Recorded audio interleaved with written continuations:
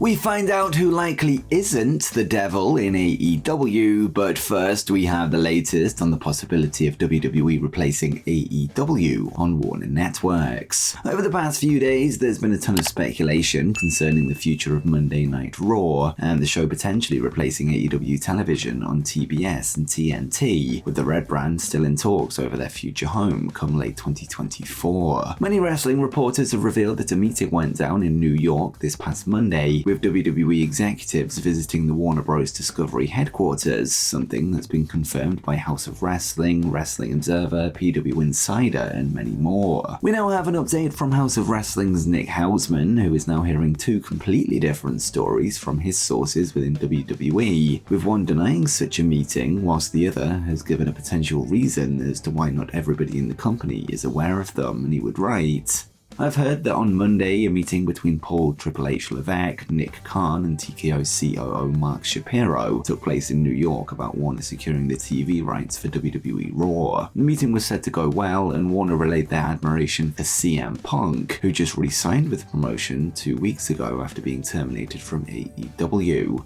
Hausman would then add that a WWE higher-up has since reached out to him to discuss the report, expressing that the information provided was very inaccurate, denying that Levesque, Khan, and Shapiro were together in New York on Monday, something that wouldn't align with their internal schedule that is available to those inside WWE. This source would also play down the influence CM Punk has over Warner CEO David Zaslav and the ability for his signing to persuade David to drop AEW in favor of WWE. Strangely, another source then reached out to confirm that Hausman's initial report of a meeting taking place with Warner and the importance of CM Punk was in fact true, suggesting that WWE may be misleading employees by changing executive internal schedules to disguise the fact that talks are happening. They would add that if such discussions are occurring, they're highly confidential within WWE. Nick would add that the vibe he's getting is that All Elite Wrestling are in danger of being dropped by Warner entirely, although another scenario could play out that sees both WWE and AEW working with the broadcaster on separate networks, and the report claims.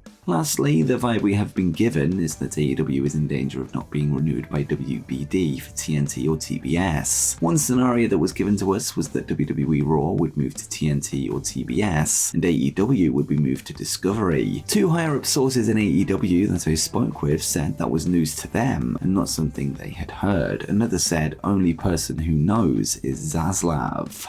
Next up, Ace Steel has spoken publicly about Brawl Out. Ace Steel, a central figure in the September 2022 Brawl Out incident involving CM Punk and the Elites Kenny Omega and the Young Bucks, recently shared his perspective on his time at AEW and the circumstances surrounding his departure. During the altercation, Steel allegedly bit Omega, leading to his initial dismissal from AEW. Although CM Punk was absent for a period, he eventually returned to the company in June 2022. And Steel was subsequently rehired. However, following a second backstage issue at AEW All In, Punk's contract was terminated and Steel was once again released from the company. In an interview on Wrestling with Rip Rogers, Steel opened up about his experiences and the events that led to his controversial exit from AEW, before revealing that he hired a lawyer that fans of a certain wrestling podcast will be familiar with, and he would say, "I worked with a lot of great people, some great, some not so much. There are things that none of us say and none of us will. I think actually my wife is the only one who can tell the story because she was there, and maybe someday. You don't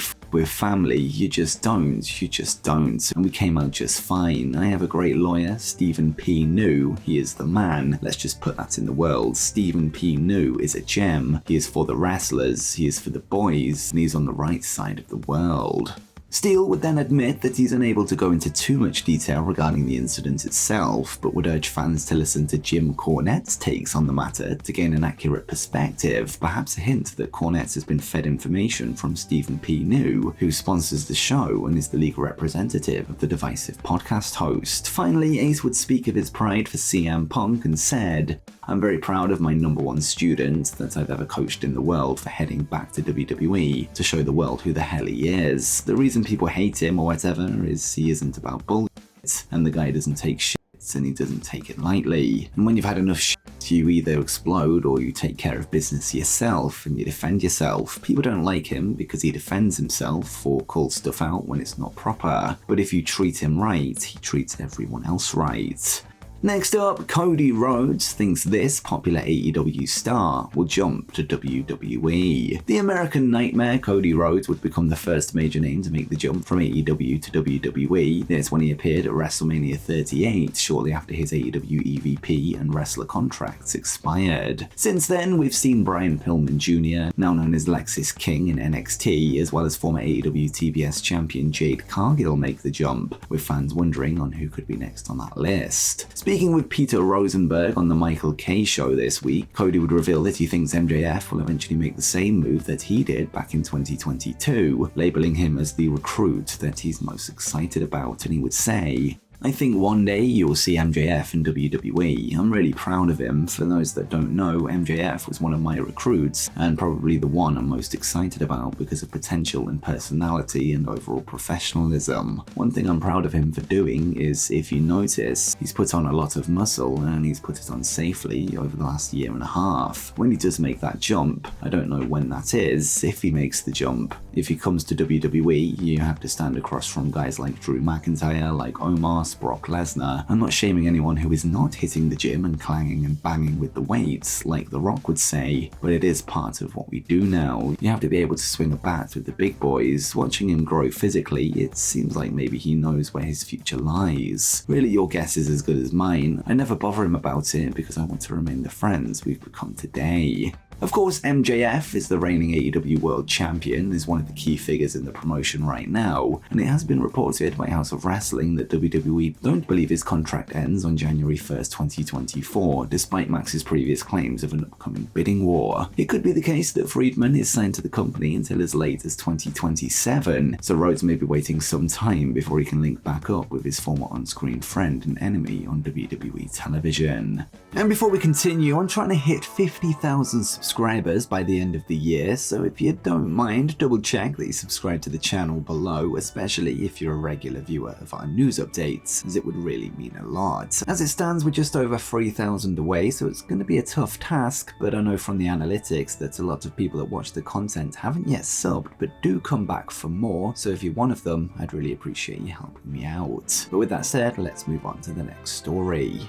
And next, a major pro wrestling union has been formed. New Japan Pro-Wrestling currently find themselves as the top promotion in Japan, although they are far from the only company in the nation. With that said, today NJPW would reveal that they will be part of a soon-to-be United Japan Pro-Wrestling organization, a pact that will see 9 Japanese promotions working together in solidarity. A list of promotions involved in the pact include 2 from Bushiroad, those being New Japan Pro-Wrestling and Stardom, 4 companies from the Cyberfight umbrella, those being Pro Wrestling Noah, DDT, Gambase Pro Wrestling, and Tokyo Joshi Pro Wrestling, and as well as this, Big Japan Pro Wrestling, Dragon Gate, and All Japan Pro Wrestling are also involved in the group. In an official statement, the United Japan Pro Wrestling revealed that they will be working together to make government-related requests to strengthen connections with non-wrestling industries, share resources and practices, as well as to assist wrestlers to ensure their health and safety and to provide financial support for wrestlers while injured, and to offer compliance training. Group members will also consolidate event data for historical archive purposes. It was also confirmed that the 9 promotions involved will host a joint event on May 6, 2024 from Nippon Budokan under the banner of United Japan Pro-Wrestling. Fans have speculated that the formation of UJPW is in response to the pending threat of WWE forming NXT Japan, something that would no doubt have a negative impact on every promotion across the country, much like we saw in the United Kingdom when NXT UK formed in 2018.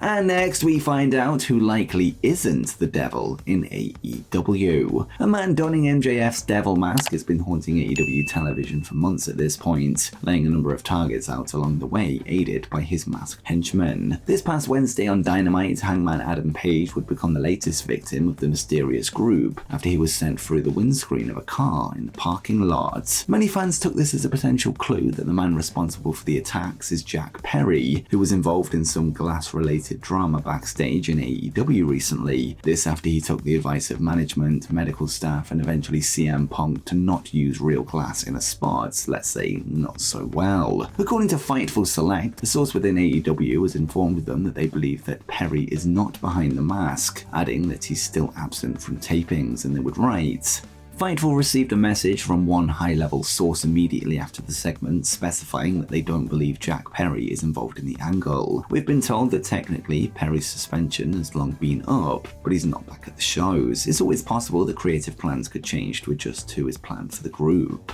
If the source is accurate, this leaves Adam Cole, Wardlow, and MJF himself as the leading suspects, with some other names also a little less likely. But what's your latest prediction on who is behind the devil mask, and who do you think he's working with? Let me know in the comments down below. And before you go, make sure you check out the 12 most obscure WWE appearances from AEW wrestlers.